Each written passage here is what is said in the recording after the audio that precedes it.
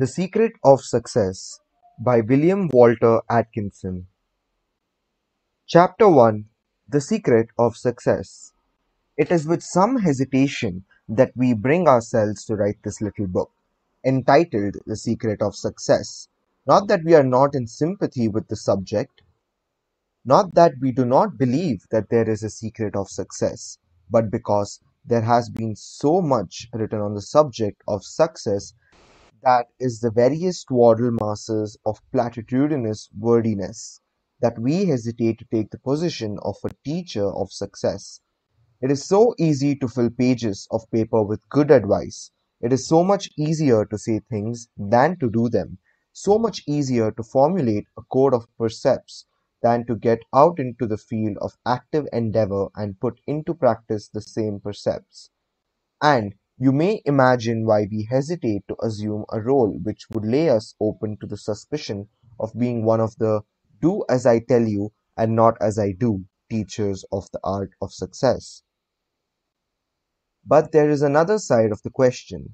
There is, besides the mere recital of a list of good qualities leading to success, a list with which every schoolboy and reader of the magazines is acquainted, a something else, and that something else is a suggestion that the seeker for success has a something within himself which, if expressed into activity and action, will prove of great value to him, a veritable secret of success instead of a code of rules. And so we propose to devote this little book to unfolding our idea of what this something within is, and what it will do for one who will unfold it and thus express it into action. So, therefore, do not expect to find this book a complete compendium of rules conducive to success, approved of and formulated by the successful men of the world who became acquainted with these rules only after they had attained success, and consequently had time and inclination to preach to others. This is not a book of that sort. It is quite different. We hope you will like it. It will do you good in any event. All people are striving and seeking success. Their idea of success may differ, but they have all agreed upon the desirability of attainment. Attainment, that is the word, which embodies the essence of that which we call success. It is the getting there idea, the idea of attainment, of reaching the goal for which we set out. That is the story. Attainment. Many men and women have endeavored to point out the way to success, and while some have rendered valuable service to those who were following them on the path of attainment, yet none have been able to tell the whole story of success. And this is not to be wondered about, for the reason that on the road to success, each and every individual must be, in a measure, a law unto himself or herself. No two temperaments are exactly alike. Nature delights in variety. No two sets of circumstances are precisely the same. Infinite variety manifests here also, and so it would be folly to attempt to lay down rules of universal application, which would surely lead all to the great goal of success. One has but to look around him on all sides and see the different needs of the different individuals composing the crowd in order to recognize the futility of any attempt to lay down lines of universal instruction on this subject. Each and every man who has succeeded has done so in a different way, generally along some original lines of action. In fact, the faculty or characteristic known as individuality seems to have played an important part in the success of the majority of persons who have attained it, and individuality renders those possessing it to a marked degree to be likely to depart from any set of rules or laid out courses of action. And so it may be stated as a general principle that each must work out his own success along the lines of this own individuality rather than by following any set rule or line of conduct. In view of what we have just said, it may seem strange that feeling as we do we have ventured to write a little book entitled The Secret of Success, particularly as we have started the said book by declaring the impossibility of laying down any set rules on the subject.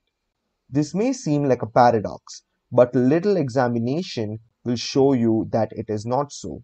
It is true that we believe that each and every person must work out his own success along the lines of his own individuality instead of along some cut and dried plan. And right here is where the secret of success comes in. Along the lines of his own individuality, we have just said that it must follow that one must possess individuality before he may work along its lines, and in the measure that he possesses individuality, so will he possess the first prerequisite to success. And that is what we mean by the secret of success: individuality. Every person possesses dormant and latent individuality, but only a few allow it to express itself.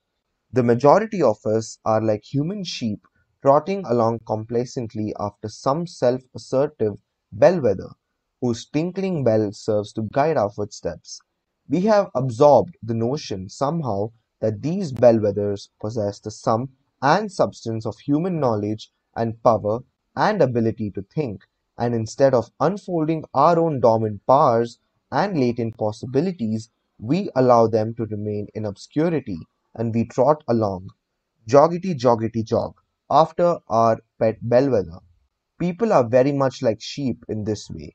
They are obedient and imitative animals, and rather than assume the responsibility of directing their own footsteps, they wait until someone takes the lead, and then away they stampede after him.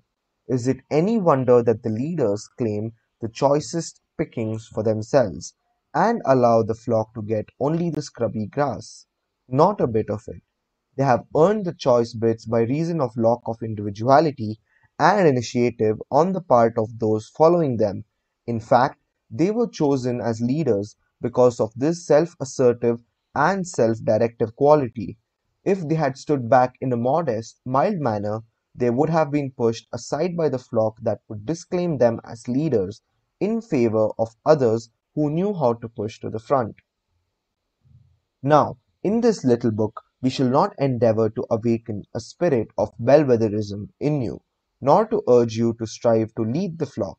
There is nothing in the mere leading of people other than vainglory and petty self-satisfaction. The desirable thing is to possess sufficient individuality and initiative to be your own bellwether, to be a law unto yourself, so far as other men are concerned.